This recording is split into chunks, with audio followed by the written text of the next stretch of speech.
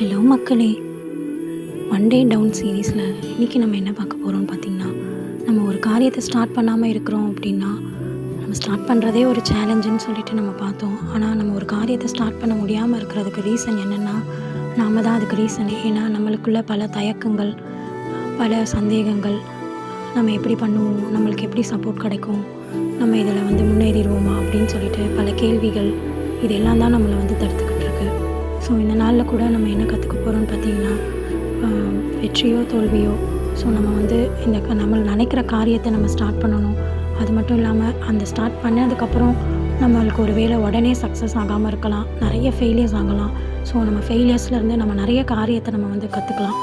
அதனால் நம்ம முதல்ல ஸ்டார்ட் பண்ணுறது சேலஞ்ச் காட்டிலும் நம்ம ஸ்டார்ட் பண்ணதுக்கப்புறம் தான் பார்த்திங்கன்னா நிறைய சேலஞ்சை நம்ம ஃபேஸ் பண்ணுவோம். அது எல்லாத்துக்குமே நம்ம தயாராக இருக்கணும். நம்ம இந்த உலகத்தில் நம்ம ஜெயிக்கணும் அப்படின்னு நினச்சோன்னா நிறையா தோல்விகளை நம்ம பார்க்கணும், நிறையா அவமானங்களை நம்ம பார்க்கணும். இதெல்லாம் பார்த்தா தான் நம்ம லைஃப்பில் நம்ம ஜெயிக்க முடியும். உங்களை போலவே எனக்கும் நிறைய கேள்விகள், இதை ஸ்டார்ட் பண்ணால் நம்ம இது சக்ஸஸ் ஆகுமா அப்படின்னு.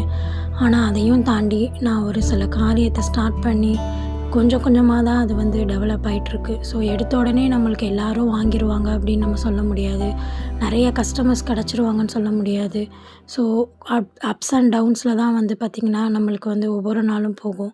ஆனாலும் நம்ம தொடர்ந்து நம்மளுக்கு ஒரு கண்டினியூட்டி இருக்கணும். அது மட்டும் இல்லாமல் பார்த்திங்கன்னா கன்சிஸ்டன்சி, நம்ம பண்ணுற வேலையில் ஒரு கன்சிஸ்டன்சி இருக்கணும். தொடர்ந்து அந்த காரியத்தை நம்ம செஞ்சிட்டே இருந்தோன்னா தான் நம்மளுக்கு வெற்றி கிடைக்குமே.